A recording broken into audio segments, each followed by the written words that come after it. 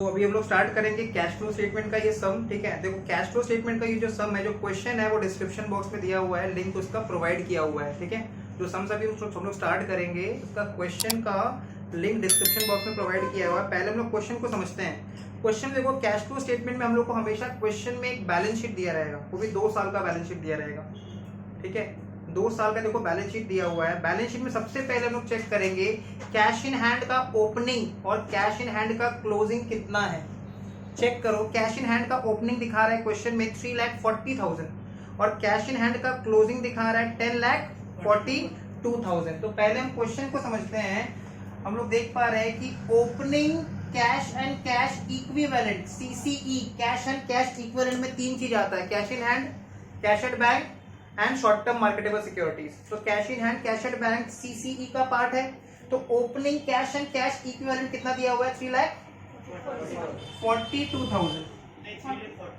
3,40,000 opening cash and cash equivalent दिया हुआ है 3,40,000 और closing cash and cash equivalent कितना दिया हुआ है? 10,42,000। तो तुम चेक करो, कैश एंड कैश इक्विवेलेंट में जो चेंज आया है during the year, change positive change आया है। Cash in hand, cash at bank increase कर गया ड्यूरिंग द ईयर। कितना से इंक्रीज कर गया? Difference amount increase in cash and cash equivalent कितना? 7,02,000। 7,02,000 ये जो अमाउंट है ये कैसे आया? Difference amount 3,40,000 minus 10,42,000। हम देख पा रहे हैं हमारे पास opening cash and cash equivalent कितना दिया है? 3,40,000। क्लोजिंग कितना दिया? 10,42,000। तो ड्यूरिंग द ईयर कैश का balance, cash in hand, cash at bank का बैलेंस कितना से इंक्रीज हो गया? 7,02,000। मतलब मेरा आंसर आना चाहिए 7,02,000 तीन चीजों को ऐड करके।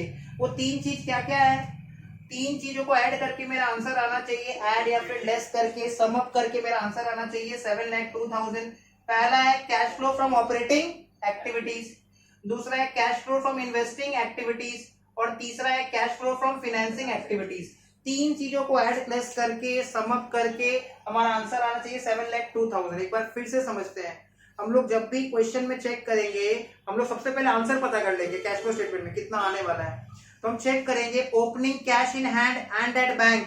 क्वेश्चन में दिया हुआ है opening cash in hand and at bank कितना दिया हुआ है? 3,40,000 और क्लोजिंग कितना दिया है? 10,42,000। तो ड्यूरिंग द ईयर कितना से cash in hand, cash at bank का बैलेंस इंक्रीज हो गया? तो इंक्रीज हुआ है डिफरेंस अमाउंट 7,02,000 जो कि पॉजिटिव आ रहा है।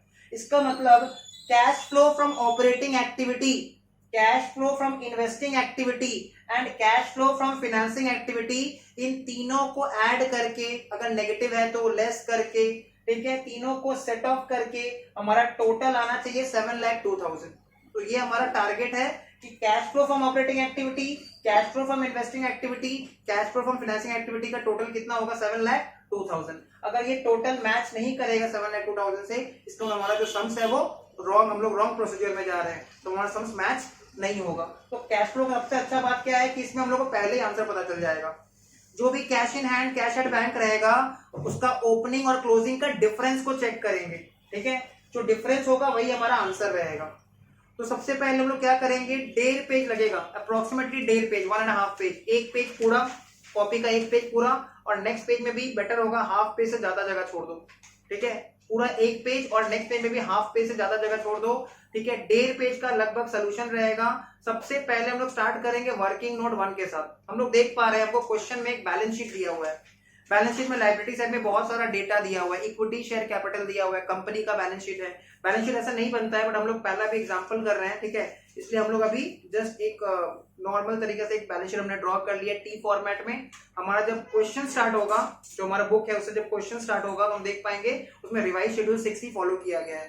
ठीक है, कंपनी बैलेंस शीट जैसे बनता है उस तरह से उसको फॉलो किया गया है। तो अभी हम देख पा रहे हैं हमारा जो बैलेंस शीट है, बैलेंस शीट में इक्विटी शेयर कैपिटल दिख रहा है, बैलेंस शीट में देखो प्रेफरेंस शेयर कैपिटल दिख रहा है, बैलेंस शीट में जनरल रिजर्व है, प्रॉफिट एंड लॉस अकाउंट का बैलेंस है, क्रेडिटर्स है, प्रपोज डिविडेंड है, प्रोविजन फॉर टैक्सेशन है, आउटस्टैंडिंग एक्सपेंसेस है, बिल्स पेएबल है, एसेट साइड में कुछ इंटेंजिबल फिक्स्ड एसेट भी दिख रहा है, पेटेंट्स, गुडविल, कुछ टैंजिबल फिक्स्ड एसेट दिख रहा है जैसे land and building, plant and machinery, furniture and fixtures, फिर कुछ इन्वेस्टमेंट्स दिख रहा है हम लोग को, non current investment, long term investment, inventories, debtors, bills receivable, cash in hand, cash at bank. और एडजस्टमेंट में हम लोग को, क्योंकि पहला सम से एकदम सिंपल सम्स रख रहे हैं, तो पहला एडजस्टमेंट हम लोग को दिया हुआ है डेप्रीशिएशन ऑन मशीनरी। ठीक है, डेप्रीशिएशन क्या है, एक्सपेंस होता है, डिटेल में समझेंगे, नॉन कैश एक्सपेंस होता है। इंटरिम डिविडेंड, ये दो ही एडजस्टमेंट दिया हुआ है और हम लोग को कैश फ्लो स्टेटमेंट बनाना है। तो हम लोग क्या करेंगे, 1.5 पेज का, 1.5 पेज, एक पेज पूरा और नेक्स्ट पेज में हाफ पेज से ज्यादा 3/4, तो एक पेज पूरा छोड़ दो और नेक्स्ट पेज में 3/4 पेज छोड़ के स्टार्ट करेंगे वर्किंग नोट 1।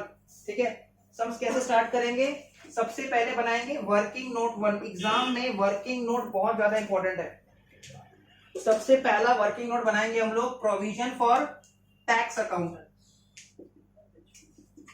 सबसे पहला वर्किंग नोट बनाएंगे provision for tax account.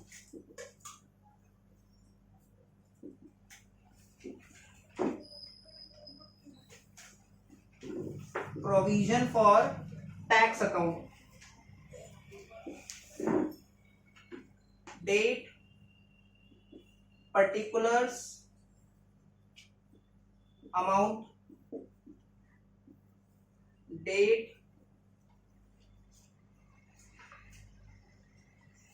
particulars, amount। ठीक है, प्रोविजन फॉर टैक्स अकाउंट।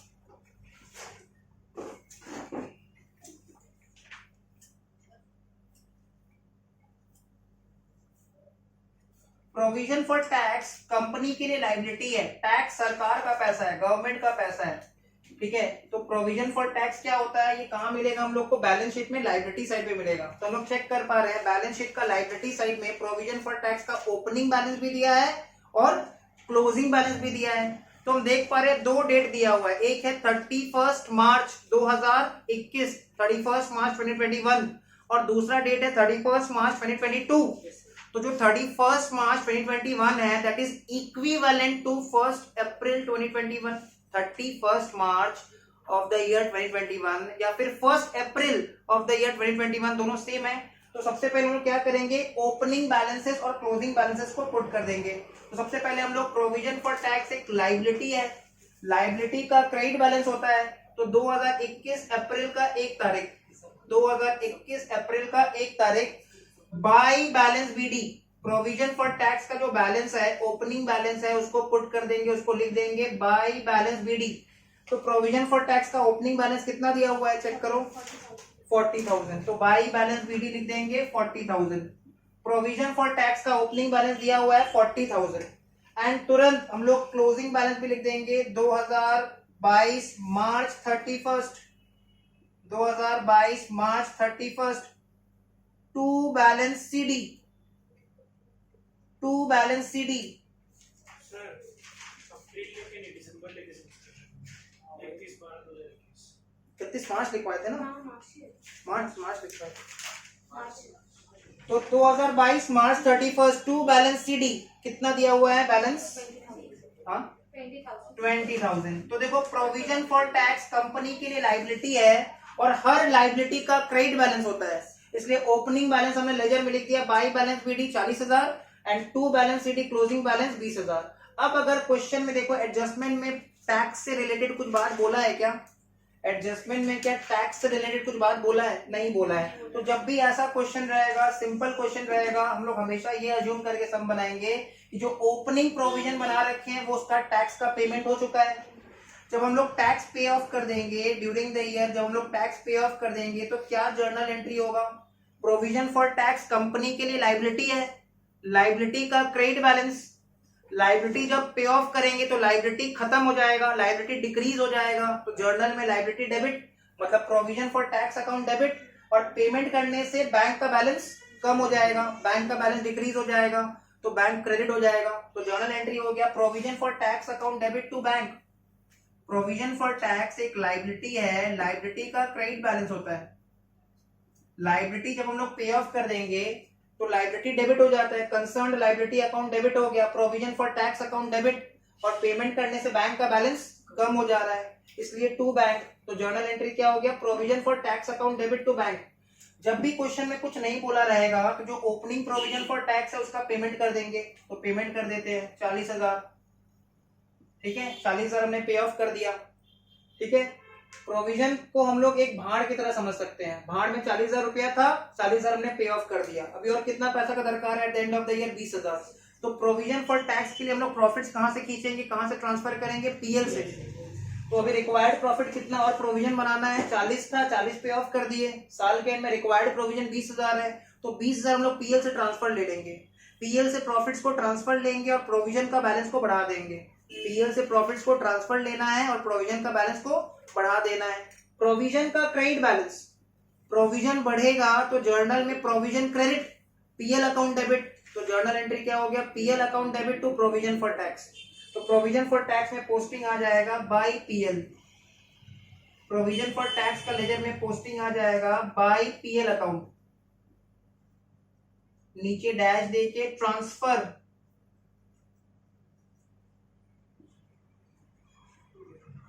तो ये अमाउंट कितना होगा? वही क्लोजिंग बैलेंस रहेगा हमारा 20,000, बैलेंसिंग फिगर है। तो इस तरह से हमारा प्रोविजन का लेजर खत्म हो गया। हमारा जो प्रोविजन का लेजर है वो इस तरह से कंप्लीट हो गया। ये हो गया हमारा पहला वर्किंग नोट। ये होगा हमारा पहला वर्किंग नोट। सबको clear? Opening balance by balance BD, closing balance to balance CD. जो ओपनिंग बैलेंस है उसको हमने पेमेंट कर दिया टू बैंक, जो क्लोजिंग प्रोविजन है वही हो जाएगा बाय पीएल। डन। अब बनाएंगे वर्किंग नोट 2। वर्किंग नोट 2 किस लिए बनाएंगे? Proposed dividend account. Working note 2 में बनाएंगे proposed dividend account. Working note 2 में बनाएंगे proposed dividend account. Propose dividend भी कंपनी के लिए लायबिलिटी है, तो चेक करेंगे बैलेंस शीट में इसका भी ओपनिंग बैलेंस और क्लोजिंग बैलेंस लायबिलिटी साइड में दिया हुआ है। प्रपोज डिविडेंड भी जो है वो कंपनी के लिए क्या है? लायबिलिटी है। It's a liability for the company, और लायबिलिटी है तो इसका क्रेडिट बैलेंस है। तो इसका भी ओपनिंग बैलेंस और क्लोजिंग बैलेंस दिया हुआ है क्वेश्चन में। तो चेक करेंगे प्रपोज डिविडेंड का ओपनिंग बैलेंस कितना है और क्लोजिंग बैलेंस कितना है, और उसको लेजर में पुट कर देंगे। प्रपोज डिविडेंड का लेजर में उसको हम लोग पुट कर देंगे।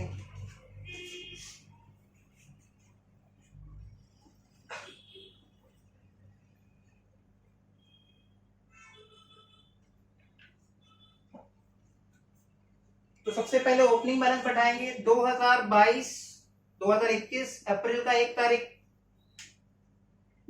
Opening balance propose dividend liability है, लायबिलिटी का क्रेडिट बैलेंस, हर लायबिलिटी का क्रेडिट बैलेंस होता है, इसलिए ओपनिंग बैलेंस बैठा देंगे by balance BD. Opening balance बैठा देंगे बाय बैलेंस बीडी। कितना दिया हुआ है? 20,000। तो ओपनिंग बैलेंस पुट कर दिए by balance BD 20,000। Opening balance हमने प्रपोज डिविडेंड का पुट कर दिया by balance BD 20,000। And similarly closing balance भी पुट कर देंगे 2022 March 31। 2022 March 31 to balance CD. कितना दिया हुआ है क्लोजिंग बैलेंस? 15,000। तो ओपनिंग बैलेंस भी पुट कर दिए, लायबिलिटी है तो क्रेडिट बैलेंस है बाय बैलेंस बीडी, और closing balance to balance CD. अब इसके लिए भी सेम कॉन्सेप्ट है, जो प्रपोज डिविडेंड हमने लास्ट ईयर क्रिएट किया था उसको करंट ईयर में हम लोग पे ऑफ कर देते हैं। तो करंट ईयर में हम लोग जब पे ऑफ करेंगे, प्रपोज डिविडेंड कंपनी का लायबिलिटी है, लायबिलिटी का क्रेडिट बैलेंस, लायबिलिटी पे ऑफ करेंगे तो लायबिलिटी डेबिट, जर्नल में प्रपोज डिविडेंड अकाउंट डेबिट, और पेमेंट करेंगे तो बैंक का बैलेंस कम हो जाएगा तो बैंक को क्रेडिट कर देंगे। तो जर्नल एंट्री हो गया propose dividend account debit to bank. जब कंपनी डिविडेंड पे करेगा तो कंपनी का डिविडेंड का लायबिलिटी कम हो जाएगा और पेमेंट करने से बैंक का बैलेंस भी कम हो जाएगा। तो प्रपोज डिविडेंड लायबिलिटी है, लायबिलिटी का क्रेडिट बैलेंस, लायबिलिटी कम हो जाएगा तो जर्नल में प्रपोज डिविडेंड अकाउंट डेबिट, और पेमेंट करने से बैंक का बैलेंस भी कम हो जाएगा तो बैंक को क्रेडिट। तो जर्नल एंट्री हो गया propose dividend account debit to bank. नीचे डैश देख लिख देंगे डिविडेंड पेड, डिविडेंड पेड 20,000। याद रखना प्रपोज डिविडेंड का इंटरिम डिविडेंड के साथ कोई कनेक्शन नहीं है। प्रपोज डिविडेंड अलग होता है, इंटरिम डिविडेंड अलग होता है। प्रपोज डिविडेंड वो डिविडेंड है जो बाद में फाइनलाइज होता है और उसके बाद पेमेंट होता है। ठीक है, मतलब नेक्स्ट ईयर फाइनलाइज होगा और उसके बाद पेमेंट होगा। इंटरिम डिविडेंड वो डिविडेंड है जो पहले ही पे हो जाता है साल के बीच में और बाद में उसका अकाउंट्स में फाइनलाइजेशन होता है। क्लियर? तो प्रपोज डिविडेंड हमने पे ऑफ कर दिया, ओपनिंग बैलेंस को पे ऑफ कर दिया। तो क्लोजिंग बैलेंस के लिए फिर कितना रिक्वायरमेंट है? प्रोविजन कितना बनाना है प्रपोज डिविडेंड का 15,000। तो dividend is an appropriation of profit, इसलिए प्रॉफिट्स कहां से ट्रांसफर लेंगे, पीएल एप्रो से। पीएल एप्रो से प्रॉफिट्स खींचेंगे तो पीएल एप्रो का क्रेडिट बैलेंस है, पीएल एप्रो का बैलेंस कम हो जाएगा, तो PL appro account debit and propose dividend का बैलेंस बढ़ जाएगा, लायबिलिटी बढ़ जाएगा, तो लायबिलिटी क्रेडिट हो जाएगा। तो जर्नल एंट्री क्या हो जाएगा, PL appropriation account debit to propose dividend. PL appro से जब बैलेंस खींचेंगे तो पीएल एप्रो का बैलेंस कम हो जाएगा and propose dividend liability create करेंगे तो लायबिलिटी बढ़ जाएगा, तो PL appro account debit to propose dividend. तो प्रपोज डिविडेंड में पोस्टिंग आ जाएगा by PL appropriation.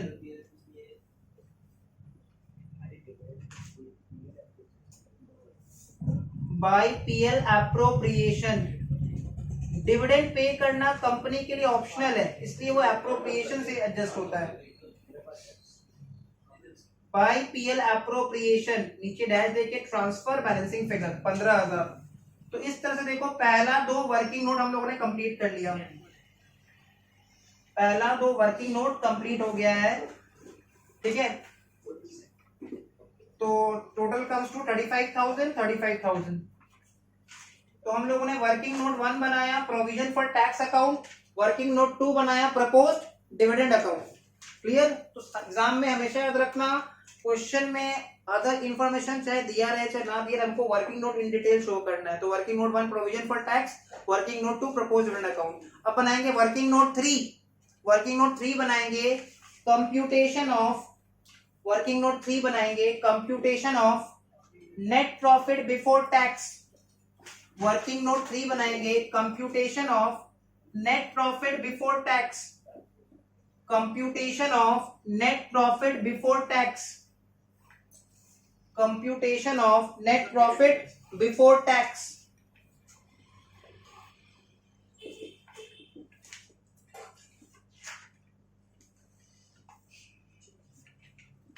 Computation of net profit before tax,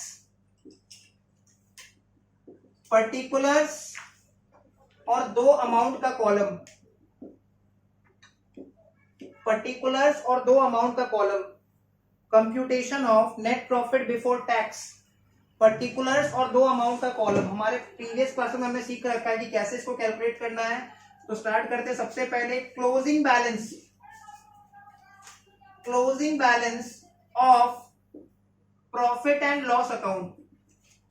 check कर लो closing balance of profit and loss account. Liability side में पीएल का बैलेंस दिया हुआ है, लायबिलिटी साइड में प्रॉफिट एंड लॉस अकाउंट का बैलेंस दिया हुआ है। तो लायबिलिटी साइड में पीएल का बैलेंस कितना दिया हुआ है, 1,40,000। तो क्लोजिंग बैलेंस दिया हुआ है 1,40,000। Closing balance of profit and loss account 1,40,000। इससे हम लोग लेस कर देंगे opening balance, opening balance of profit and loss account, opening balance of profit and loss account. So closing balance of profit and loss account कितना 1,40,000 और opening balance कितना है 60,000। तो हम देख पा रहे हैं कि पीएल का बैलेंस साल की शुरुआत में 60,000 था, साल के एंड में 1,40,000 हो गया। मतलब ड्यूरिंग द ईयर पीएल का बैलेंस इंक्रीज कर गया। कितना से इंक्रीज कर गया 80,000 से। There is an increase in the balance of PL by 80,000 और ये पॉजिटिव चेंज है, मतलब ड्यूरिंग द ईयर प्रॉफिट हुआ है। इसको हम लोग लिख देंगे increase in PL, increase in PL during the year. इसको हम लोग लिख देंगे increase in PL during the year, increase in PL during the year. तो क्या हेडिंग दिया हम लोगों ने, computation of net profit before tax.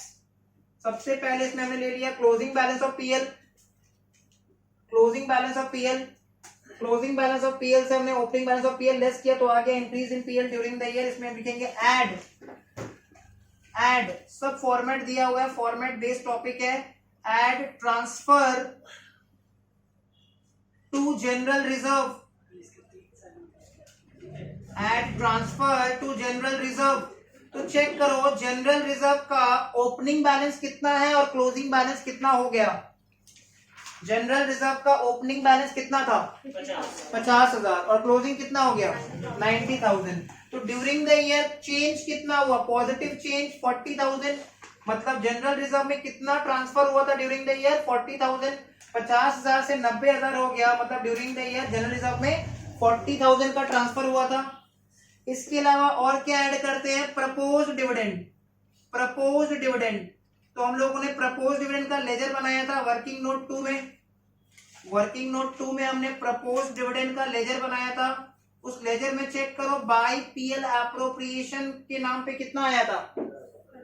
15,000। तो प्रपोज डिविडेंड का लेजर में बाय पीएल एप्रोप्रिएशन के नाम पे 15,000 आया था, इसलिए यहाँ पे 15,000 लिख दिए। वही फिगर लेना है जो प्रपोज डिविडेंड का लेजर में बाय पीएल एप्रोप्रिएशन बोल के लिखा रहे। नेक्स्ट, इंटरिम डिविडेंड हमेशा हमेशा हमेशा हमेशा हमेशा ये बैलेंस शीट के बाहर मिलेगा, ये कभी भी बैलेंस शीट में नहीं हो सकता। हमेशा एडजस्टमेंट में रहेगा तो रहेगा, नहीं तो ये सम्स में नहीं रहेगा। इंटरिम डिविडेंड, तो ये भी कंपनी पे किया था। इंटरिम डिविडेंड पेड एडजस्टमेंट में दिया हुआ है 12,000। इंटरिम डिविडेंड पेड एडजस्टमेंट में दिया हुआ है 12,000। तो क्या क्या ऐड कर दिया हम लोगों ने? Transfer to general reserve add कर दिया 40,000, प्रपोज डिविडेंड ऐड कर दिया 15,000 और इंटरिम डिविडेंड भी ऐड कर दिया 12,000। तो अगर हम इन सबको ऐड ऑन करते हैं तो 40 और 15 कितना आ रहा है? 67,000। 67,000। तो 80,000 में अगर 67,000 ऐड करेंगे तो इट कम्स टू 1,47,000। 1,47,000। और ये जो 1,47,000 आया है ना, इसके सामने लिख देंगे नेट प्रॉफिट आफ्टर टैक्स। इसके सामने लिख देंगे हम लोग net profit after tax. Net profit after tax, इसमें हम लोग क्या ऐड करते हैं? Provision for tax.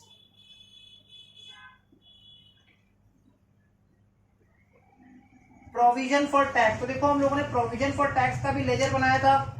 Provision for tax का जो लेजर बनाया था उसमें बाई पीएल के नाम पे कितना आया था? 20,000। तो जितना अमाउंट बाई पीएल के नाम पे था वही फिगर लेना है। तो 1,47,000 प्लस 20,000 1,67,000। तो ये आ जाएगा net profit before tax. Net profit before tax, और यही हम लोग को कैलकुलेट करना था इस वर्किंग नोट में। Net profit before tax. Net profit before tax, यही कैलकुलेट करना था हमको इस वर्किंग नोट पर, वो हम लोगों ने कैलकुलेट कर लिया। Net profit before tax, clear. अब हम लोग सम स्टार्ट कर सकते हैं। वो जो हम लोगों ने 1.5 पेज का जगह छोड़ रखा है ना, तो एकदम कॉपी के टॉप मिडिल में हेडिंग दे देंगे cash flow statement of x limited. Top middle में हेडिंग दे देंगे cash flow statement of x limited. तो कॉपी कर लो इसको, cash flow statement of x limited.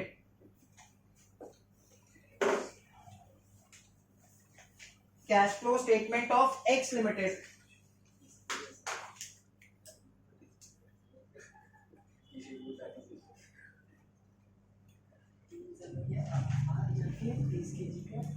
Cash flow statement of x limited for the year ended. For the year ended, for the year ended. तो यहाँ पे question ये आता है कि ईयर एंडेड में डेट कौन सा लिखना है? दोनों डेट लिखना है, ओपनिंग डेट लिखना है कि क्लोजिंग डेट लिखना है? आंसर क्या है? क्लोजिंग डेट लिखना है। For the year ended 31 March 2022, 31 March 2022। Cash flow statement of x limited for the year ended 31 March 2022। Particulars, और हम लोग 3 अमाउंट का कॉलम बना लेंगे। अमाउंट का 3 कॉलम, पर्टिकुलर्स और अमाउंट का 3 कॉलम। तो cash flow statement of x limited for the year ended,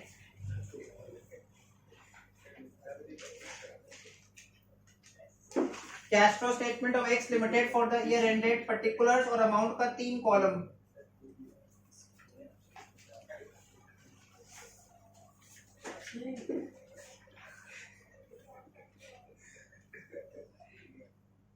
cash flow statement of x limited for the year ended 31 March 2022।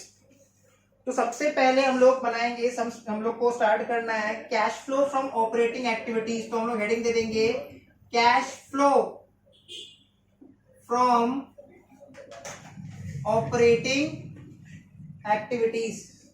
Cash flow from operating activities, cash flow from operating activities. तो इसमें सबसे पहले हम लोग first सम है, format को थोड़ा देख देख के बनाएंगे। नेट प्रॉफिट, देखो फॉर्मेट में क्या लिखा हुआ है, नेट प्रॉफिट बिफोर टैक्स। क्या लेना है हम लोग को, नेट प्रॉफिट बिफोर टैक्स, जो हमने कैलकुलेट किया वर्किंग नोट 3 से। Net profit before tax and extra ordinary items, net profit before tax and extra ordinary items, net profit before tax and extra ordinary items. तो ये figure हम लोग second column में लिख देंगे 1,67,000। Net profit before tax and extra ordinary items कितना, 1,67,000। अब देखो चैप्टर का नाम है कैश फ्लो। कैश फ्लो मतलब जो या तो कैश का इनफ्लो कंसिडर करना है या तो कैश का आउटफ्लो कंसिडर करना है। जो भी कैश का इनफ्लो हुआ है, जो भी कैश का आउटफ्लो हुआ है, उसको कंसिडर करना है। जिस आइटम के कारण, जिस अकाउंटिंग आइटम के कारण कोई कैश का फ्लो हुआ ही नहीं है, उसको कंसिडर नहीं करेंगे। क्लियर।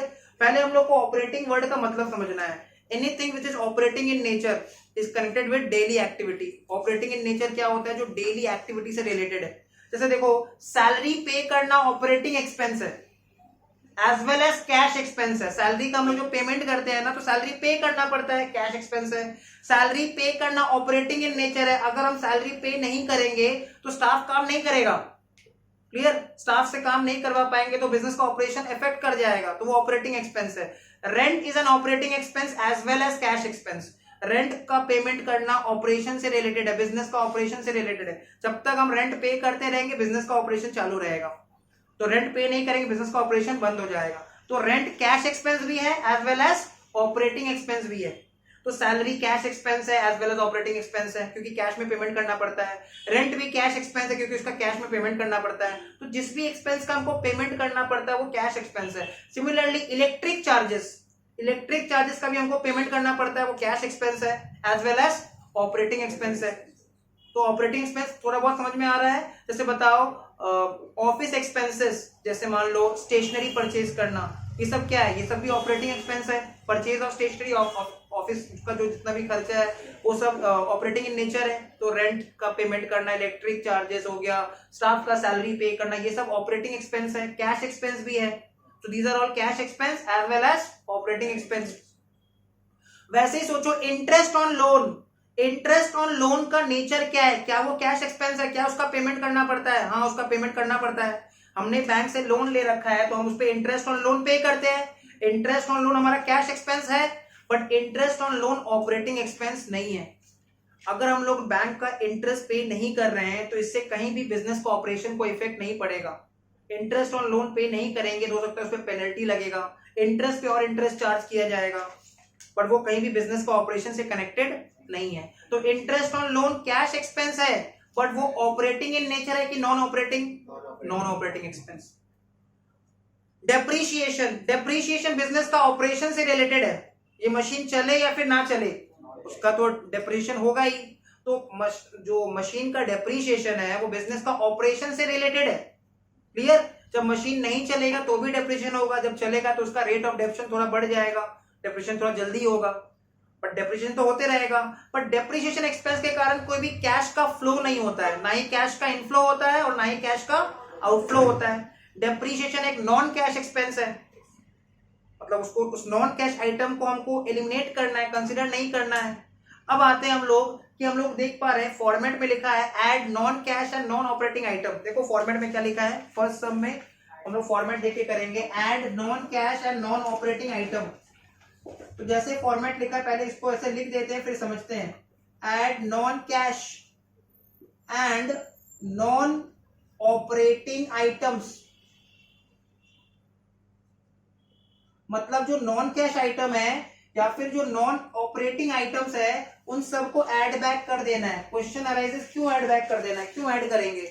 हम लोग जब बचपन में पीएल अकाउंट बनाते थे तो पीएल अकाउंट का क्रेडिट साइड में ग्रॉस प्रॉफिट आता था, जितना भी तरह का इनकम होता था उसको हम लोग पीएल का क्रेडिट में ले लेते थे, जितना भी एक्सपेंसेस होता था, लॉसेस होता था, सबको पीएल का डेबिट में चार्ज कर देते। ग्रॉस प्रॉफिट से सारा इनकम हम लोग ऐड कर देते थे और सारा एक्सपेंस और लॉसेस माइनस कर देते थे। इसका मतलब ग्रॉस प्रॉफिट से नेट प्रॉफिट निकालते समय हम लोग डेप्रिसिएशन लेस करते थे, है कि नहीं? ग्रॉस प्रॉफिट से नेट प्रॉफिट निकालते समय हम लोग क्या करते थे? डिडक्शन लेस कर देते थे। बट डेप्रिसिएशन के कारण कोई कैश का फ्लो हुआ ही नहीं, कैश फ्लो तो नहीं हुआ ना, बिकॉज डेप्रिसिएशन कैश एक्सपेंस है कि non cash? Non cash expense है, उसके कारण कोई कैश का फ्लो नहीं हुआ।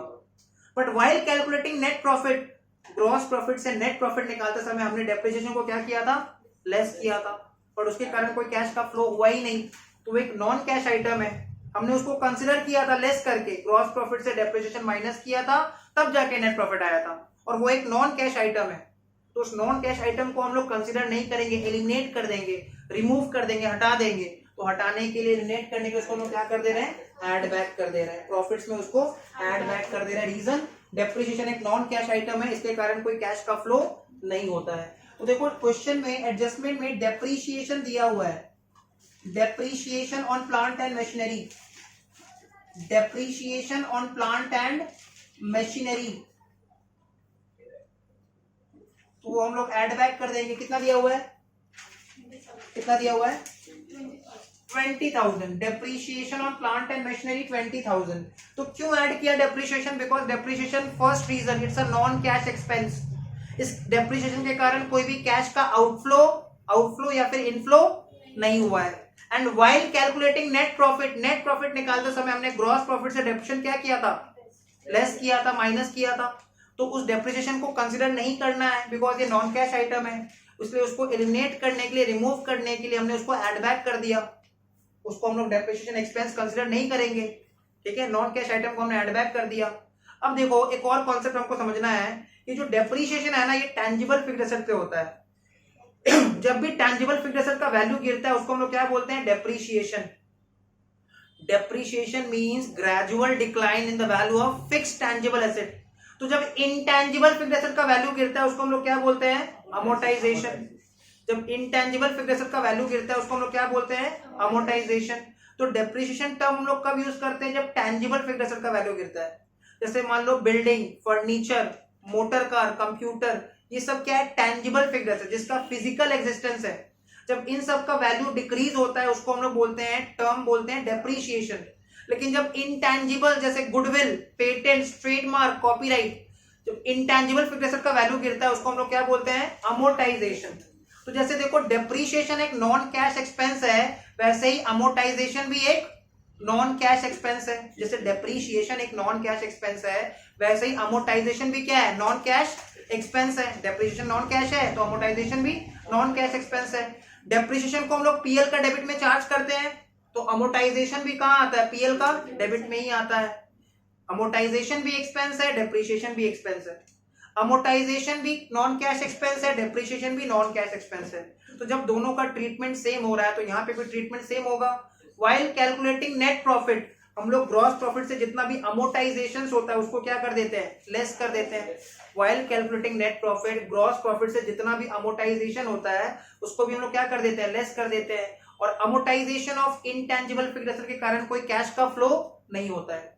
आज मान लो ये मशीन है, चल रहा है, डेप्रिसिएशन हो ही जा रहा है, इसके कारण ना ही कोई कैश का आउटफ्लो होता है और ना ही कोई कैश का इनफ्लो होता है। तो डेप्रिसिएशन के कारण भी कैश का आउटफ्लो नहीं होता है और अमोर्टाइजेशन के कारण भी कैश का आउटफ्लो नहीं होता है। जब टैंजिबल फिक्स्ड एसेट का वैल्यू गिरता है उसको बोलते हैं डेप्रिसिएशन, जब इंटैंजिबल फिक्स्ड एसेट का वैल्यू गिरता है उसको बोलते हैं अमोर्टाइजेशन। तो हम लोग चेक करेंगे बैलेंस शीट का एसेट साइड में पेटेंट्स का वैल्यू कितना से कितना हो गया?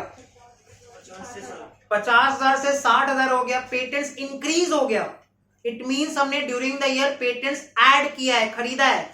पेटेंट्स हमने खरीदा है, तो पेटेंट्स जब खरीदा है, इंक्रीज हुआ है, तो उसको यहाँ पे कोई ट्रीटमेंट नहीं होगा, because purchase of patents, purchase of fixed asset एक इन्वेस्टिंग एक्टिविटी है, तो उसको हम लोग इन्वेस्टमेंट में डील करेंगे। तो अभी पेटेंट्स को छोड़ देते हैं। पेटेंट्स के बाद देखो क्या दिया हुआ है? गुडविल कितना दिया हुआ है? कितना था? ओपनिंग कितना था? 20,000 था, क्लोजिंग 12,000 हो गया। गुडविल एक इंटैंजिबल फिक्स्ड एसेट है, गुडविल एक इंटैंजिबल फिक्स्ड एसेट है, जितना से डिक्रीज हो गया उसको हम लोग अमोर्टाइजेशन ट्रीट करेंगे। देखो गुडविल एक इंटेंजिबल फिक्स्ड एसेट है, जब इंटेंजिबल फिक्स्ड एसेट का वैल्यू गिरता है उसको हम लोग क्या बोलते हैं, अमोर्टाइजेशन। तो गुडविल का वैल्यू डिक्रीज हो गया तो लिखेंगे amortisation of goodwill, amortisation, AMORTISATION, amortisation of goodwill, amortisation of goodwill. कितना से कितना हो गया, 20,000 से 12,000 हो गया। जितना से इनटैंजिबल एसेट का वैल्यू डिक्रीज होगा उतना अमाउंट हम लोग ऐड बैक कर देंगे। रीजन, डेप्रीशिएशन भी नॉन कैश आइटम है और amortisation of goodwill, amortisation of कोई भी इंटैंजिबल फिक्स्ड एसेट वो भी नॉन कैश आइटम है। तो डेप्रीशिएशन भी हमने ऐड बैक कर दिया नॉन कैश आइटम के नाम पे और अमोर्टाइजेशन भी हमने ऐड बैक कर दिया नॉन कैश आइटम के नाम पे। इसके बाद हम लोग चेक करेंगे बैलेंस शीट का लायबिलिटी साइड में कोई भी बैंक लोन डिवेंचर है क्या जिसका रेट ऑफ इंटरेस्ट हो, ऐसा कुछ नहीं है, तो इंटरेस्ट ऑन लोन या फिर इंटरेस्ट ऑन डिवेंचर कैलकुलेट नहीं कर पाएंगे।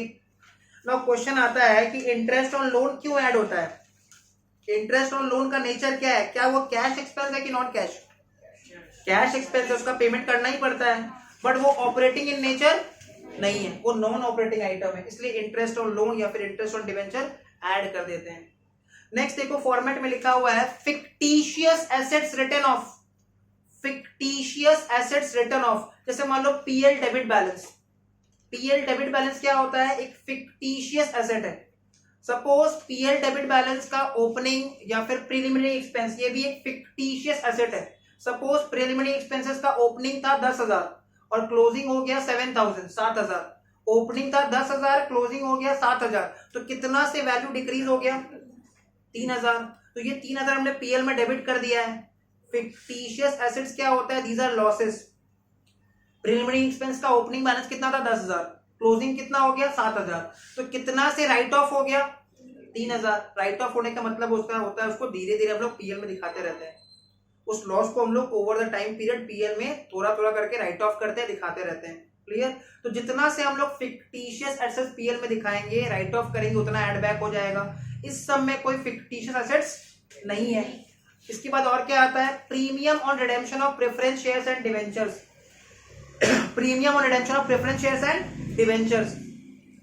चेक करो इस सब में कोई प्रेफरेंस शेयर्स का या फिर डिवेंचर्स तो है ही नहीं, उसका कोई रिडेम्पशन का बात बोला है क्या। हाँ देखो प्रेफरेंस शेयर का रिडेम्पशन तो हो रहा है, प्रेफरेंस शेयर कितना से कितना हो गया, प्रेफरेंस शेयर कैपिटल 2 लाख से 1.5 लाख हो गया, तो 50,000 का रिडेम्पशन हुआ है, 50,000 का रिडेम्पशन हुआ है, बट प्रीमियम वीमियम नहीं बोला है उसके बारे में। इसके अलावा और क्या ऐड करते हैं फॉर्मेट में, increase in any provision, increase in any provision, provisions are made out of profits. तो जब हम लोग प्रोविजन क्रिएट करते हैं ना प्रॉफिट्स अपने आप कम हो जाता है। सपोज हमने प्रोविजन फॉर बैड डेट जिसका ओपनिंग था 5,000, क्लोजिंग हो गया 12,000, प्रोविजन फॉर बैड डेट का ओपनिंग था 5,000, क्लोजिंग हो गया 12,000, तो कितना से इंक्रीज हुआ 7,000 से। अगर हमने 7,000 से प्रोविजन इंक्रीज किया है मतलब 7,000 से प्रॉफिट्स कम हो गया है। और वो कैश का आउटफ्लो हुआ क्या, प्रोविजन के कारण कभी कैश का आउटफ्लो होता है नहीं, प्रोविजन और प्रॉफिट केप्ट असाइड, बिजनेस में ही रहता है वो प्रॉफिट, तो उसके कारण कोई कैश का आउटफ्लो नहीं हो रहा है। तो प्रोविजन क्रिएट करना एक नॉन कैश आइटम है, इसलिए उसको भी हम लोग क्या कर देते हैं, ऐड कर देते हैं।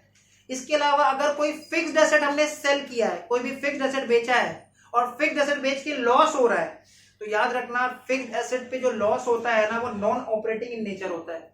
क्यों, बैड डेट का जो लॉस है वो ऑपरेटिंग इन नेचर है, जब तक बिजनेस चलता रहेगा थोड़ा बहुत बैड डेट होता रहेगा, उसको बंद नहीं किया जा सकता, वो ऑपरेशन से रिलेटेड है। बट फिक्स्ड एसेट बेचना हमारा रोज का काम नहीं है, कभी कभार हमने रेयरली फिक्स्ड एसेट बेचा और फिक्स्ड एसेट बेच के लॉस हो गया, तो ये ऑपरेटिंग इन नेचर है कि non operating, non operating in nature. Clear, एक बार फिर से डिस्कस करते, देखो net profit before tax and extraordinary item में 7 आइटम ऐड होता है। पहले हमको याद रखना पड़ेगा कितना आइटम है तब याद रहेगा, ये तो भूल जाएंगे 5 था 6 था 7 था, 7 आइटम ऐड होता है। पहला था डेप्रीशिएशन, डेप्रीशिएशन किसके ऊपर होता है, जब भी फिक्स्ड टैंजिबल एसेट का वैल्यू गिरता है उसको बोलते हैं डेप्रीशिएशन। जब भी इंटैंजिबल फिक्स्ड एसेट का वैल्यू गिरेगा अमोर्टाइजेशन। कोई भी loss on sale of fixed asset रहेगा ऐड कर देंगे। कोई भी इंक्रीज इन प्रोविजन रहेगा other than provision for tax and propose dividend, कोई भी प्रोविजन रहेगा other than provision for tax and propose dividend, तो इंक्रीज इन प्रोविजन भी ऐड बैक कर देंगे। कोई भी premium on redemption of preference shares या डिबेंचर्स रहेगा तो उसको भी ऐड कर देना है। क्लियर। कोई भी फिक्टिशियस एसेट्स रिटर्न ऑफ रहेगा तो उसको भी ऐड बैक कर देना है। तो ये सारा आइटम हम लोग को याद रखना पड़ेगा। तो 7 आइटम है, तो हम लोग देख लेते हैं कि यहाँ पे गुडविल राइट ऑफ हो रहा था, अमोर्टाइज हो रहा था, तो हमने उसको शो कर दिया। डेप्रिसिएशन एडजस्टमेंट में दिया था, उसको हमने शो कर दिया। क्या यहाँ पे कोई फिक्टिशियस एसेट्स है, जैसे प्रिलिमिनरी एक्सपेंस, मिसलेनियस एक्सपेंडिचर, ऐसा कुछ भी दिया है? नहीं दिया हुआ है। क्या यहाँ पे प्रेफरेंस शेयर का रिडेम्पशन का बात बताया है? हाँ बताया है, चेक करो। प्रेफरेंस शेयर कैपिटल कितना से कितना हो गया? 2 लाख से 1.5 लाख हो गया। 50,000 का रिडेम्पशन हुआ है, पर वो रिडेम्पशन प्रीमियम में नहीं हुआ है। इसके अलावा चेक करो कोई प्रोविजन में इंक्रीज हुआ है क्या, other than provision for tax and propose dividend. Propose dividend and provision for tax को छोड़ के दूसरा कोई प्रोविजन में इंक्रीज दिख रहा है क्या? नहीं दिख रहा है। इसके अलावा चेक करो कोई फिक्स्ड एसेट को बेच के लॉस हुआ है, ऐसा कुछ बताया है क्या क्वेश्चन में?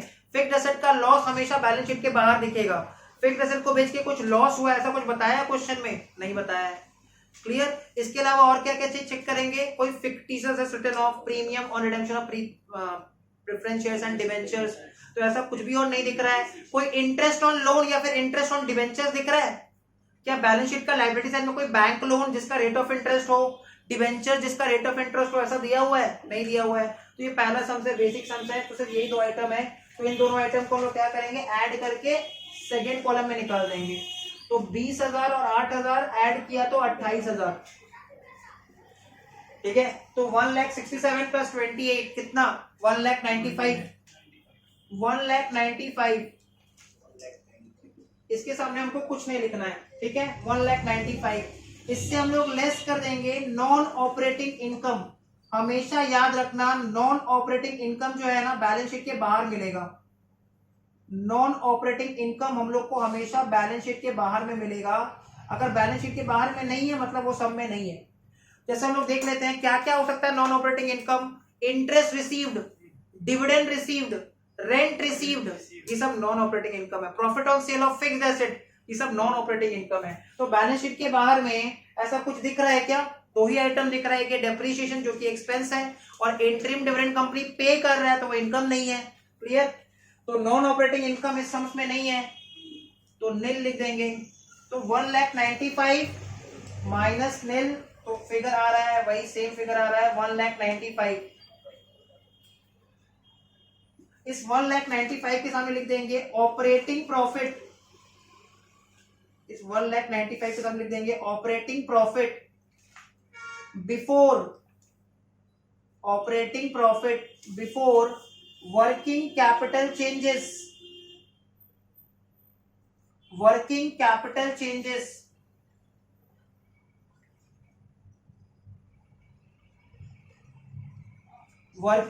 Operating profit before working capital changes. Cash flow chapter में जिसको हम लोग operating profit before working capital changes बोलते हैं, फंड फ्लो चैप्टर में इसी को बोलेंगे फंड फ्रॉम ऑपरेशन। मतलब हम लोग चैप्टर अभी फर्स्ट चैप्टर स्टार्ट किए बट एक साथ 2 चैप्टर चल रहा है। ये पूरा चीज पूरा वर्ड टू वर्ड 100% सेम, यहाँ पे कोई चेंज नहीं है, 100% सेम है पूरा। जो यहाँ सीख रहे हैं यही चीज हम लोग नाम चेंज हो जाएगा fund from operation fund flow statement chapter में। इसलिए देखो कैश फ्लो स्टेटमेंट चैप्टर को इन डिटेल सीखना बहुत जरूरी है कि एक चैप्टर नहीं 2 चैप्टर चल रहा है एक साथ। तो operating profit before working capital changes, cash flow statement इसको बोलते हैं operating profit before working capital changes. इसके बाद हमको क्या चेक करना है? वर्किंग कैपिटल का मतलब होता है excess of current asset over current liability. Working capital क्या होता है? It is the excess of current asset over current liability. अगर मैथमेटिकली बात करें तो CA minus CL, current asset minus current liability. Working capital होता क्या है? डे टू डे बिजनेस चलाने के लिए जो कैपिटल का रिक्वायरमेंट है उसको बोलते हैं वर्किंग कैपिटल। कुछ इन्वेस्टमेंट हम लोग फिक्स कैपिटल में करते हैं, purchase of land and building, plant machinery, ये सब फिक्स कैपिटल होता है। और डे टू डे बिजनेस चलाने के लिए जो कैपिटल चाहिए इसको बोलते हैं वर्किंग कैपिटल। तो वर्किंग कैपिटल को कंसीडर करने के लिए हम लोग चेक करेंगे हमारा जो गिवन बैलेंस शीट है, क्वेश्चन का जो बैलेंस शीट है उसमें करंट एसेट्स में क्या क्या दिया हुआ है। हमको याद रखना है कि इस चैप्टर के लिए हम लोगों ने नोट्स में लिख रखा है cash in hand, cash at bank current asset नहीं माना जाएगा। चेक करो नोट्स में लिखा हुआ है, फॉर्मेट के ठीक बाद नोट्स में लिखा हुआ है for this chapter cash in hand as well as cash at bank will not be regarded as current asset. इस चैप्टर के लिए cash in hand, cash at bank current asset नहीं माना जाएगा। और इस चैप्टर के लिए propose dividend and provision for taxation current liability नहीं है। इस चैप्टर के लिए propose dividend as well as provision for taxation current liability नहीं है। तो हम लोग फटाफट चेक कर लेते हैं कि बैलेंस शीट का एसेट साइड में, बैलेंस शीट का एसेट साइड में करंट एसेट कहां से शुरुआत हो रहा है। हम लोग लाइन बाय लाइन चेक करते हैं। Patents, goodwill, intangible fixed asset है। Land and building, plant and machinery, furniture, ये सब का सब टैंजिबल फिक्स्ड एसेट है। पेटेंट्स और गुडविल जो एसेट साइड में दिख रहा है वो इंटैंजिबल फिक्स्ड एसेट है। Land and building, plant and machinery, furniture and fixture जो दिख रहा है वो टैंजिबल फिक्स्ड एसेट है। इन्वेस्टमेंट जो दिख रहा है वो नॉन करंट एसेट है, नॉन करंट एसेट, वो फिक्स्ड एसेट नहीं है, वो नॉन करंट एसेट है। इन्वेंट्रीज जो हमको दिख रहा है वो करंट एसेट है। इन्वेंट्रीज हमारा करंट एसेट होता है, स्टॉक, इन्वेंट्रीज, करंट एसेट। तो इन्वेंट्रीज अगर इंक्रीज हो जाता है, अगर करंट एसेट इंक्रीज हो रहा है, सोचो हमारे पास इन्वेंट्रीज 40,000 से 52,000 हो गया है, 40,000 से 52,000 हो गया है। तो अगर इन्वेंट्रीज का बैलेंस इंक्रीज हो गया है, इट मींस हम लोगों ने इन्वेंट्री परचेज किया है कि सेल किया है, परचेज किया है। और अगर हमने इन्वेंट्री परचेज किया है तो उसके कारण कैश का आउटफ्लो हुआ होगा कि इनफ्लो, आउटफ्लो हुआ होगा। तो सोचो इंक्रीज इन करंट एसेट क्या होता है, लेस कर देंगे हम लोग, because due to increase in current asset cash का आउटफ्लो हो रहा है। जैसे हम लोग इन्वेंट्री का एग्जांपल ले रहे हैं, इन्वेंट्री का बैलेंस 40,000 से, इन्वेंट्री एक करंट एसेट है, इन्वेंट्री का बैलेंस 40,000 से 52,000 हो गया, 40,000 से 52,000 हो गया। तो ड्यूरिंग द ईयर इन्वेंट्री का बैलेंस कितना से इंक्रीज हो गया, 12,000 से। तो जितना से हम लोगों ने इन्वेंट्री का बैलेंस को इंक्रीज किया है उतना ही हमने परचेज किया इन्वेंट्री, और जितना इन्वेंट्री हमने परचेज किया है उसके कारण कैश का आउटफ्लो हो रहा है। चैप्टर का नाम है कैश फ्लो। जब कैश का आउटफ्लो होगा तो उसको नेगेटिव दिखा देंगे, लेस दिखा देंगे। तो operating profit before working capital changes से हम लोग लेस करेंगे, इसको हम रख करके ऊपर लिख रहे हैं, ठीक है, ये कंटिन्यू रहेगा। Operating profit before working capital changes से हम लोग लेस करेंगे increase in inventories, increase in inventories. Operating profit before working capital changes से हम लोग लेस कर देंगे इंक्रीज इन इन्वेंट्रीज, और उसको इनर मोस्ट कॉलम में लिखेंगे। चेक करो, इन्वेंट्री 40,000 से कितना हो गया, 52,000 हो गया, 52,000 हो गया। तो कितना से इन्वेंट्री का बैलेंस बढ़ गया, 12,000 से इन्वेंट्री का बैलेंस बढ़ गया। इन्वेंट्री हमारा करंट एसेट है, जब भी करंट एसेट इंक्रीज होगा तो लेस हो जाएगा, इनर मोस्ट कॉलम में लिख दिए। इन्वेंट्री के बाद चेक करो डेटर्स, बैलेंस शीट में, क्वेश्चन बैलेंस शीट में चेक करो, इन्वेंट्री के बाद डेटर्स कितना से कितना हो गया, 90 से 60 हो गया। डेटर्स वो पार्टी है, वो इंडिविजुअल है, वो ग्रुप है जिससे हमको पैसा कलेक्ट करना है। साल की शुरुआत में हमको डेटर से कितना कलेक्ट करना था, 90,000। साल के एंड में अभी और कितना कलेक्ट करना है, 60,000। मतलब कहीं ना कहीं ये हिंट मिल रहा है कि ड्यूरिंग द ईयर 30,000 हमने कलेक्शन, कैश का कलेक्शन कर लिया है डेटर से।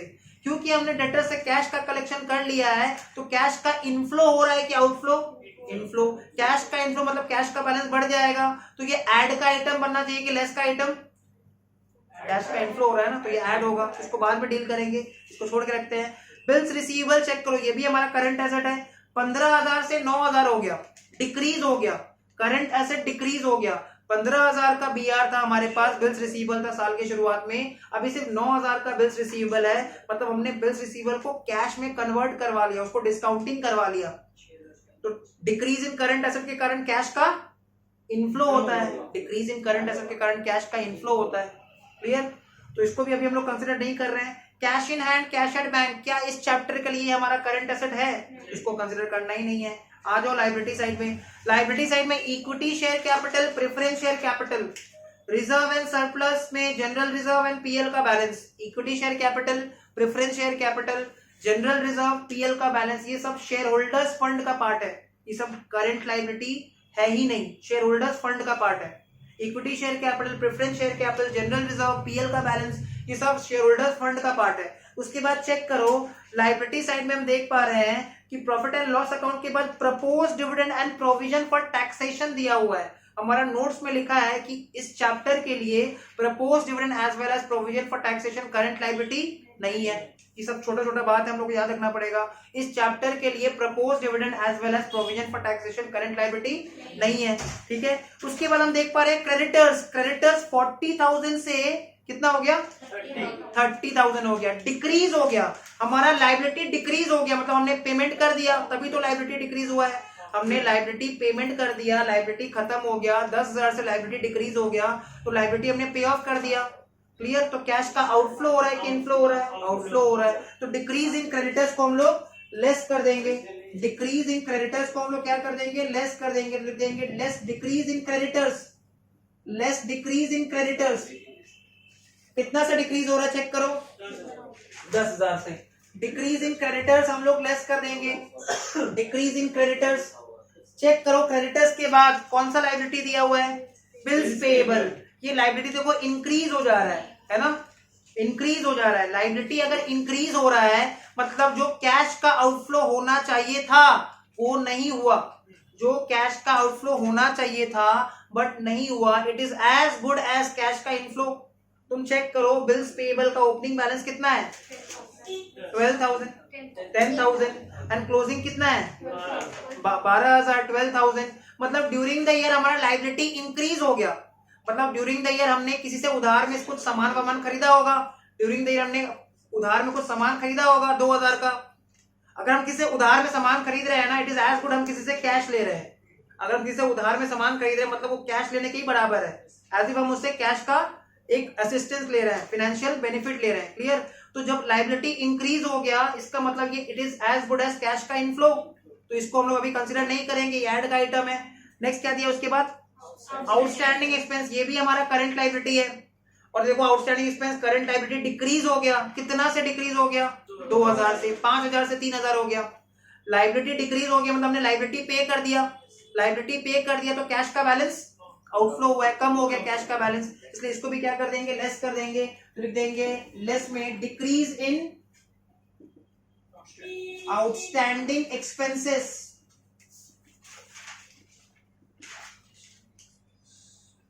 $2,000। तो ये सब लेस का आइटम था। तो इन सबको हम लोगों ने लेस, सबको सब हम एक साथ ऐड करेंगे पहले। ठीक है? तो ये कितना आ रहा है? नहीं 12 और 10 22 और 24,000, 24,000। तो जो हमारा operating profit before working capital changes था वो कितना था? अमाउंट कितना था operating profit before working capital changes? 1,95,000। 1,95,000 में से 24,000 लेस कर दो, कितना आ रहा है? 1,71,000। इसके सामने हम लोग कुछ नहीं लिखेंगे। ठीक है? इसके सामने कुछ नहीं लिखना है। अब कंसिडर करेंगे वो आइटम जिसके कारण कैश का इनफ्लो हो रहा है, जो कैश का बैलेंस को इंक्रीज कर दे रहा है, बढ़ा दे रहा है। वो सारा आइटम्स कंसिडर करेंगे जो कैश का बैलेंस को बढ़ा दे रहा है। फिर से आ जाते हैं बैलेंस शीट का एसेट साइड में। करंट एसेट चेक करना है। इन्वेंट्रीज को चेक कर चुके हैं। डेटर्स को चेक करो। डेटर्स कितना था, कितना हो गया? 90,000 था, 60,000 हो गया। डेटर्स का बैलेंस 30,000 से डिक्रीज हो गया मतलब कैश का इनफ्लो हुआ है। कैश का इनफ्लो हुआ मतलब कैश का बैलेंस बढ़ गया, इसलिए ऐड कर देंगे। लिख देंगे add decrease in debtors. Decrease in debtors कितना? 30,000। तो इनर मोस्ट कॉलम में लिख देंगे 30,000। Add decrease in debtors 30,000। उसके बाद चेक करो डेटर्स के बाद बिल्स रिसीवेबल, ये भी डिक्रीज हुआ है ना? डिक्रीज हुआ है, हमने डिस्काउंटिंग करवा लिया बिल।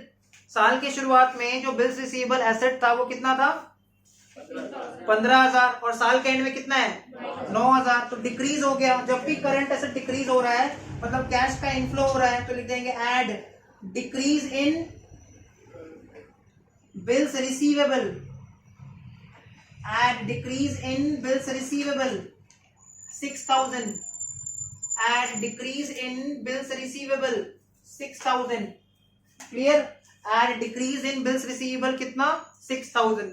तो एसेट साइड में तो और कुछ नहीं दिख रहा है। Cash in hand, cash at bank, ये तो कंसिडर करना नहीं है। लायबिलिटी साइड में आ जाओ। लायबिलिटी साइड में हम लोगों ने ऑलरेडी क्रेडिटर्स को कंसिडर कर रखा है। इस चैप्टर के लिए propose dividend provision for taxation current liability नहीं है। बिल्स पेएबल को चेक करो, कितना से कितना हो गया? 10,000 से 12,000 हो गया। लायबिलिटी इंक्रीज हो गया। जब भी कोई लायबिलिटी इंक्रीज होता है ना, it is as good as cash का इनफ्लो। तो लायबिलिटी जो इंक्रीज हुआ है उसको हम लोग ऐड कर देंगे। लिख देंगे add increase in bills payable.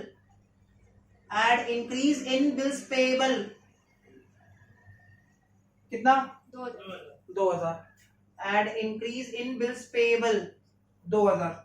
तो इन सबको ऐड कर लेंगे और कुछ है नहीं। तो इन सबको ऐड कर लो 38,000, तो 1,71,000 प्लस 38,000 2,09,000 2,09,000। तो ये जो 2,09,000 आया इसके सामने क्या लिखेंगे? कैश, देखो फॉर्मेट देखो, cash generated from operations, cash generated from operations 2,09,000, cash generated from operations। इससे हम लोग लेस कर देते, देखो फॉर्मेट में लिखा है टैक्स पेड, जो कि हमको मिलेगा वर्किंग नोट 1 में। वर्किंग नोट 1 जो हम बना रखे हैं, टैक्स पेड कितना दिख रहा है? नहीं, tax paid 40,000 to bank provision for tax का डेबिट में, देखो टैक्स पेड 40,000। तो 2,09,000 में से टैक्स पेड 40,000 लेस कर दो, कितना आ रहा है? 1,69,000। तो आउटर मोस्ट कॉलम में आ गया 1,69,000। और क्योंकि ये फिगर पॉजिटिव आया है, इसको देखो फिगर को हमने आउटर मोस्ट कॉलम में निकाल दिया, इसके सामने हम लिख देंगे net cash flow. Net cash flow from operating activities, net cash flow from operating activities, net cash flow from operating activities, net cash flow from operating activities 1,69,000। तो ऑपरेटिंग एक्टिविटी का सम हम लोग का खत्म हो गया। अब करेंगे इन्वेस्टिंग और फिनेंसिंग। देखो ऑपरेटिंग में ही ज्यादा झमेला है, उसको ही थोड़ा सीखना टेक्निकल है, ठीक है। बाकी इन्वेस्टिंग फिनेंसिंग ज्यादा दिक्कत नहीं करेगा। हमको कुछ कुछ चीज याद रखना है। इन्वेस्टिंग का सम्स करते समय हमको बैलेंस शीट का लायबिलिटी साइड देखना ही नहीं है, कुछ नहीं मिलेगा उधर। बैलेंस शीट का लायबिलिटी साइड में इन्वेस्टिंग का सम्स करते समय बैलेंस शीट का लायबिलिटी साइड नहीं देखना है। और इन्वेस्टिंग का सम्स करते समय हमको करंट एसेट भी नहीं देखना है। इन्वेस्टिंग का सम्स करते समय हमको करंट एसेट भी नहीं देखना है। इन्वेस्टिंग का सम्स करते समय जब हम लोग इन्वेस्टिंग का प्रॉब्लम सॉल्व करेंगे, लायबिलिटी साइड नहीं देखना है, करंट एसेट भी नहीं देखना है। रह गया खाली नॉन करंट एसेट्स, मतलब जो फिक्स्ड एसेट्स हो गया, इंटेंजिबल टेंजिबल, जो इन्वेस्टमेंट्स हो गया, एंड थोड़ा बहुत एडजस्टमेंट अगर उसमें कुछ रहा तो। क्लियर? तो हम लोग क्या करेंगे, इसी के नीचे कंटिन्यू करेंगे। हेडिंग दे दो cash flow from investing activities, cash flow from investing activities, cash flow from investing activities. Heading दे देंगे cash flow from investing activities, cash flow from investing activities. तो ध्यान देते हैं, सबसे पहले हम लोग क्या चेक करना है भाई, इन्वेस्टिंग का सम्स करते समय हमको याद रखना है कि हमको सिर्फ और सिर्फ बैलेंस शीट का एसेट साइड में नॉन करंट एसेट्स को देखना है, लायबिलिटी साइड नहीं देखना है। क्लियर? लायबिलिटी साइड देखना ही नहीं है। तो हेडिंग दे देते हैं cash flow from investing activities, cash flow from investing activities.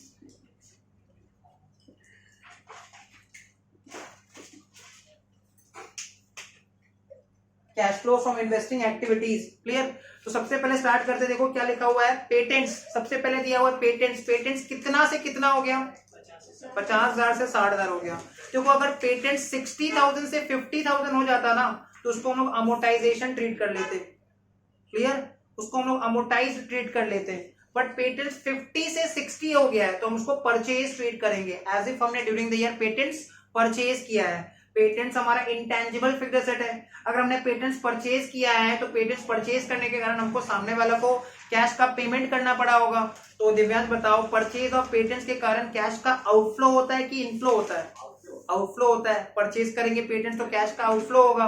और प्रभाकर बताओ, जब कैश का आउटफ्लो होगा तो उसको इस चैप्टर में पॉजिटिव दिखाना चाहिए कि नेगेटिव में दिखाना चाहिए? नेगेटिव में दिखाना चाहिए। क्लियर? तो ये चैप्टर देखो बहुत आसान है, इसमें आंसर अपने आप से आते रहता है। पेटेंट्स जो हम लोग परचेज कर रहे हैं 50,000 से कितना हो गया? 60,000 हो गया। पेटेंट्स 50,000 से 60,000 हो गया, तो पेटेंट्स इंक्रीज हो गया। पेटेंट्स इंक्रीज हो गया मतलब हमने पेटेंट्स परचेज किया है। परचेज किया मतलब कैश का आउटफ्लो हुआ है। कैश का आउटफ्लो इसको हम लोग नेगेटिव दिखाएंगे, तो हम लोग लिखेंगे purchase of patents, purchase of patents कितना से कितना हो गया 50 से 60, तो डिफरेंस अमाउंट लेना है 10,000 नेगेटिव सेकंड कॉलम में, परचेज ऑफ पेटेंट्स 10,000 नेगेटिव, कोई डाउट क्लियर। अब देखो उसके बाद ठीक बात गुडविल दिया है, वो भी एक इंटेंजिबल फिक्स्ड एसेट है, नॉन करंट एसेट है, उसका ट्रीटमेंट ऑलरेडी हम लोगों ने ऑपरेटिंग में कर रखा है, इसलिए उसका दोबारा कोई ट्रीटमेंट नहीं होगा, ठीक है, उसको हमने अमोर्टाइज्ड कंसीडर कर रखा है, क्लियर, तो उसका दोबारा कोई ट्रीटमेंट नहीं होगा। नेक्स्ट आता है land and building, land and building भी नॉन करंट एसेट है, कितना था और कितना हो गया 40,000 था 60,000 हो गया, मतलब इंक्रीज हुआ है, लैंड एंड बिल्डिंग इंक्रीज हुआ है, तो वर्षा बताओ अगर लैंड एंड बिल्डिंग इंक्रीज हुआ है 40,000 से 60,000 हो गया, इट मींस परचेज है ड्यूरिंग द ईयर की सेल, परचेज है कि नहीं, 40,000 से 60,000 हो गया, हमारे पास 40,000 का लैंड एंड बिल्डिंग था, अब 60,000 का लैंड एंड बिल्डिंग है, it means purchase of land and building, और अगर हमने लैंड एंड बिल्डिंग परचेज किया है तो कैश का आउटफ्लो हुआ है, क्लियर, तो उसको हम लोग शो कर देंगे purchase of land and building, purchase of land and building, purchase of land and building 20,000 negative, सिर्फ नॉन करेंट एसेट देखना है। लैंड एंड बिल्डिंग के बाद प्लांट एंड मशीनरी दिख रहा है, बट प्रॉब्लम ये है उसके साथ एक डेप्रिसिएशन भी है, तो हमको क्या करना पड़ेगा, उसका एक वर्किंग नोट बनाना पड़ेगा, हम लोग क्या करेंगे उसका एक वर्किंग नोट बना लेंगे, तो हम लोग हेडिंग दे देंगे वर्किंग नोट में रिटर्न जाते हैं, वर्किंग नोट 4, वर्किंग नोट बना लेंगे, वर्किंग नोट में रिटर्न जाओ, वर्किंग नोट 4, वर्किंग नोट का जो सेक्शन है हमारा उसमें रिटर्न जाएंगे, हेडिंग दे देंगे working note 4, plant and machinery account,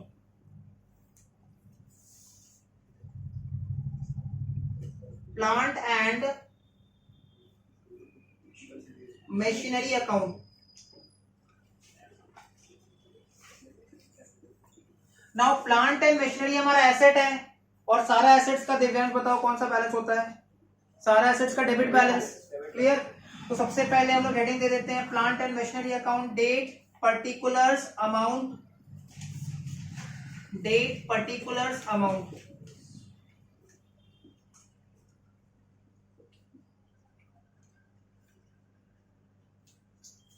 date particulars amount, date particulars amount. तो सबसे पहले हम लोग जो प्लांट एंड मशीनरी का जो ओपनिंग बैलेंस है उसको पुट कर देंगे लेजर में, टू बैलेंस बीडी, जो भी ओपनिंग बैलेंस दिया हुआ है उसको लेजर में पुट कर देंगे, to balance BD,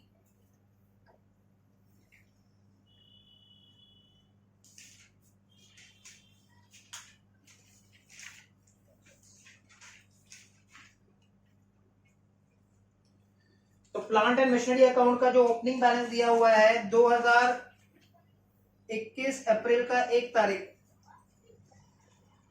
2021 April 1, to balance BD, तो प्लांट एंड मशीनरी अकाउंट का opening balance debit balance to balance BD कितना 50,000, एंड क्लोजिंग बैलेंस कितना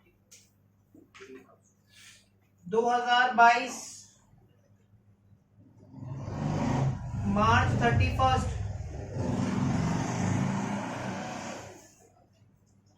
बाय बैलेंस सीडी कितना दिया हुआ है क्लोजिंग 80,000, तो प्लांट एंड मशीनरी का जो बैलेंस है वो 50,000 से 80,000 हो गया,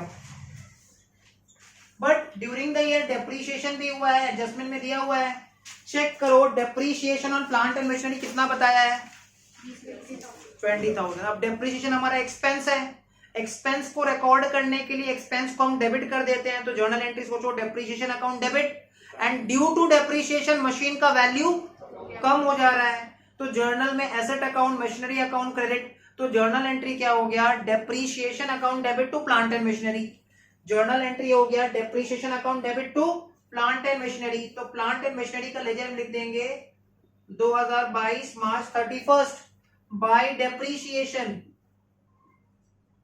बाय डेप्रीशिएशन,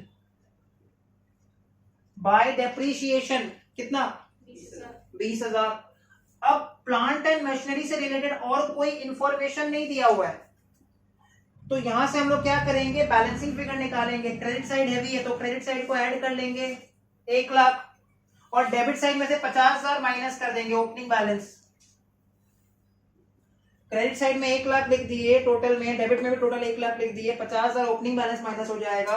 तो ये पता चल जाएगा कि ड्यूरिंग द ईयर हम लोगों ने प्लांट एंड मशीनरी कितने का परचेज किया है। तो ड्यूरिंग द ईयर हमने जो प्लांट एंड मशीनरी परचेज किया है, इससे हमारा प्लांट एंड मशीनरी का बैलेंस, एसेट का बैलेंस इंक्रीज हो गया। तो plant and machinery account debit, और पेमेंट करने से बैंक का बैलेंस कम हो गया तो बैंक क्रेडिट। तो जर्नल एंट्री क्या हो जाएगा, plant and machinery account debit to bank. Journal entry क्या हो जाएगा, plant and machinery account debit to bank, plant and machinery account debit to bank. नीचे डैश देके लिख देंगे परचेज बैलेंसिंग फिगर। तो कितना आ रहा है, 50,000। क्लियर यहां तक।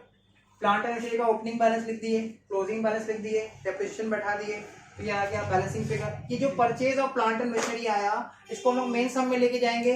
तो मेन सम में इसको लिखेंगे purchase of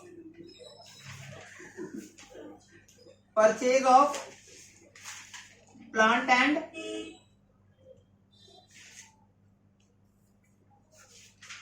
machinery, purchase of plant and machinery. और क्योंकि प्लांट एंड मशीनरी परचेज करने के कारण कैश का आउटफ्लो हुआ है, तो लिख देंगे 50,000 नेगेटिव, और ब्रैकेट में लिख देंगे वर्किंग नोट 4, रेफरेंस दे देंगे कि कहां से ये फिगर आया है, वर्किंग नोट 4। क्लियर। तो प्लांट एंड मशीनरी अकाउंट में किसी को कोई डाउट नहीं है। नेक्स्ट बता दें, हो गया सबका। इसके बाद चेक करो बैलेंस शीट में प्लांट एंड मशीनरी के बाद क्या दिया हुआ था, इन्वेस्टमेंट। बैलेंस शीट में प्लांट एंड मशीनरी के बाद क्या दिया हुआ था, इन्वेस्टमेंट है कि नहीं। फर्नीचर एंड फिक्सचर भी दिया हुआ है। तो फर्नीचर एंड फिक्सचर से रिलेटेड कोई एडजस्टमेंट है क्या, नहीं है। कितना से कितना हो गया फर्नीचर फिक्सचर, 60 से 45 हो गया, मतलब इंक्रीज हुआ है कि डिक्रीज। तो इसको हम लोग सेल कंसिडर कर लेते हैं, sale of furniture and fixtures, furniture and fixtures. तो कितना से डिक्रीज हुआ है, 15,000 सेल हो गया। कैश आया है, कैश का इनफ्लो हुआ है, तो 15,000 पॉजिटिव दिखा देंगे, 15,000 पॉजिटिव। कोई डाउट। उसके बाद चेक करो नॉन करंट इन्वेस्टमेंट, इन्वेस्टमेंट कितना से कितना हो गया, 20,000 से 40,000 हो गया, मतलब हमने और इन्वेस्टमेंट किया है, इन्वेस्टमेंट परचेज किया है, जिसके कारण कैश का आउटफ्लो हुआ है। तो उसको दिखा देंगे परचेज ऑफ इन्वेस्टमेंट्स। ये सब का सब नॉन करंट एसेट्स है। परचेज ऑफ इन्वेस्टमेंट्स 20,000 से 40,000 हो गया, तो डिफरेंस अमाउंट 20,000 नेगेटिव, क्योंकि कैश का आउटफ्लो हो रहा है। इन्वेस्टमेंट्स के बाद क्या दिख रहा है, इन्वेंट्रीज। उसके बाद तो करंट एसेट आ जा रहा है ना, करंट एसेट्स आ जा रहा है वो सब। क्लियर, ठीक है, करंट एसेट्स आ जा रहा है। लाइबिलिटी साइड देखना है क्या, सबसे इंपॉर्टेंट बात, एग्जाम में टाइम सेव करेगा तुम्हारा। एग्जाम में क्या होता है, स्टूडेंट को कंफ्यूज रहता है कहाँ देखना कहाँ नहीं देखना। तो याद रखना, इन्वेस्टिंग का सम करते हुए लाइबिलिटी साइड में कुछ नहीं मिलेगा, करंट एसेट में कुछ नहीं मिलेगा। एडजस्टमेंट में डेप्रिसिएशन था, उसका काम कर दिए। इंटरिम डिविडेंड पे कर रहे हैं, तो डिविडेंड पे करना इन्वेस्टिंग इन नेचर नहीं है, तो छोड़ दो उसको, बस दैट्स इट। इन्वेस्टिंग में इतना ही रहेगा, इसको ऐड कर दो फटाफट, नेगेटिव में ही आएगा। 10, 20, 30, 80, 1 लाख और -15, 85,000 नेगेटिव। तो ये आ रहा है 85,000 नेगेटिव, 85,000 नेगेटिव। तो इसके सामने लिख देंगे net cash used, net cash used in investing activities, net cash used in investing activities, net cash used in investing activities. Last part financing, और 10 मिनट लगेगा, सम्स खत्म हो जाएगा। फाइनेंसिंग, तो फाइनेंसिंग करते समय हमको याद रखना है, रूल ये है, सिर्फ लायबिलिटी साइड देखना है, एसेट साइड नहीं देखना है, एकदम नहीं देखना है। फाइनेंसिंग करते समय हमको एसेट साइड देखना ही नहीं है, लायबिलिटी साइड में हमको करंट लायबिलिटीज नहीं देखना है। फाइनेंसिंग का सम्स करते समय एसेट साइड में बिल्कुल नहीं देखना है, लायबिलिटी साइड में करंट लायबिलिटीज नहीं देखना है। तो क्या चेक करना है, share holders funds and non current liabilities, अगर कुछ है तो हेडिंग दे देंगे कैश फ्लो फ्रॉम, इसी के नीचे कंटिन्यू रहेगा, cash flow from financing activities, cash flow from financing activities. Cash flow from financing activities, last part cash flow from financing activities. तो चेक करो लाइबिलिटी साइड में equity share capital, equity share capital कितना से कितना हो गया, increase हो रहा है ना ड्यूरिंग द ईयर। कितना इंक्रीज हुआ, कितना का 3 लाख, कितना हो गया 10 लाख। तो कैश आया है, कंपनी शेयर इशू किया है, बदले में कैश आया है, कैश का इनफ्लो हुआ है, तो इसके लिखेंगे प्रोसीड्स, लिखेंगे proceeds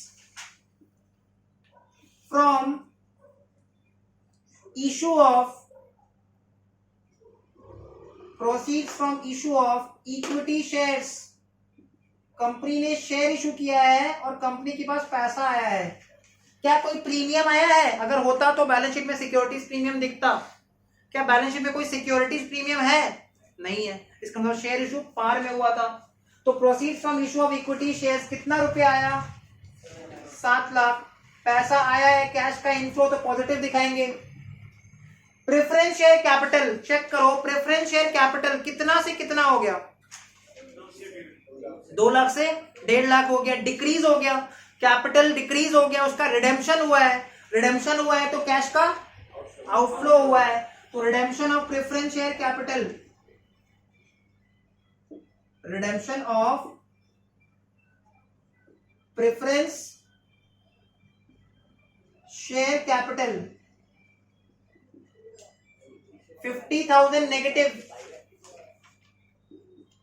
redemption of preference share capital, नहीं बाईबैक नहीं लिख सकते, बाईबैक हम लोग लिखते हैं इक्विटी के लिए, ठीक है। Redemption of preference share capital 50,000 negative. उसके बाद चेक करो general reserve, profit and loss account का बैलेंस, ये सबको नहीं कंसीडर करना है बिकॉज ये ऑलरेडी कंसीडर हो चुका है। NPBT net profit before tax निकालते समय ऑलरेडी कंसीडर हो चुका है, इसको कंसीडर नहीं करना है। प्रपोज डिविडेंड का लेजर चेक करो, चेक करो प्रपोज डिविडेंड का लेजर जो हमने वर्किंग नोट 2 में बना रखा है। प्रपोज डिविडेंड का लेजर, उसमें देखो डिविडेंड पेड आया था ना, डिविडेंड पे करना फिनेंसिंग इन नेचर है। तो propose dividend paid, propose dividend paid कितना था, जो ओपनिंग बैलेंस था वही था प्रपोज डिविडेंड पेड, 20 था क्या, 20,000 नेगेटिव। कंपनी डिविडेंड पे कर रहा है। अगेन बैलेंस शीट में चेक करो प्रोविजन फॉर टैक्स, वो तो टैक्स पे दिखा रखे हैं, ऑपरेटिंग में नहीं लेना है। और उसके बाद देखो एक लाइन से सिर्फ करंट लायबिलिटी है, उसको भी फाइनेंसिंग में नहीं देखना है। एडजस्टमेंट में डेप्रिसिएशन दिख रहा है, उसको हमने एडजस्ट कर दिया इन्वेस्टिंग में और ऑपरेटिंग में भी। Last item interim dividend paid, ये फाइनेंसिंग का आइटम है। कंपनी इंटरिम डिविडेंड पे कर रहा है 12,000, जिसके कारण कैश का आउटफ्लो हो रहा है। तो यहाँ पे दिखा देंगे इंटरिम डिविडेंड पेड 12,000 नेगेटिव।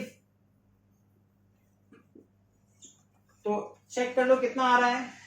तो ये 7 लाख माइनस 50 माइनस 20,000 माइनस 12,000, ये कितना आ रहा है, पॉजिटिव 6,18,000। और क्योंकि ये फिगर पॉजिटिव आ रहा है, इसके सामने लिखेंगे नेट कैश फ्लो की used, net cash flow from financing activities.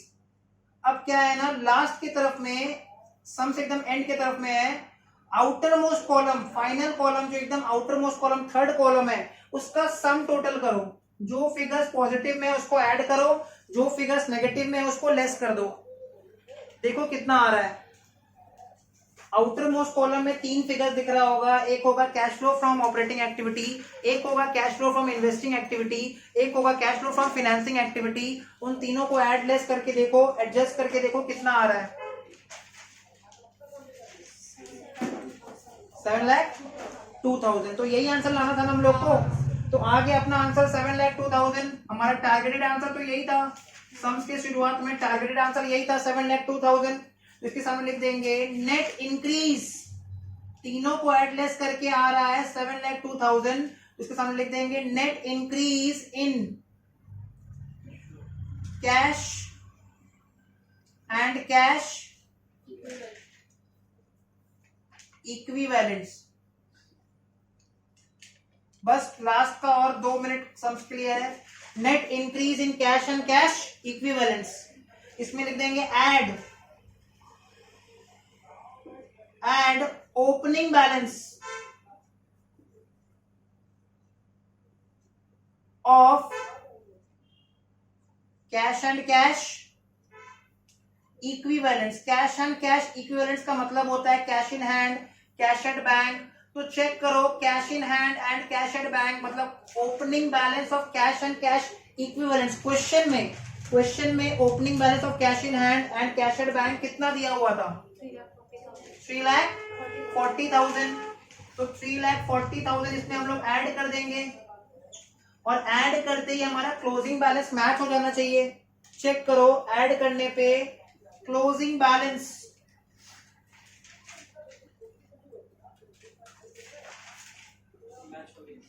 Of cash and cash equivalents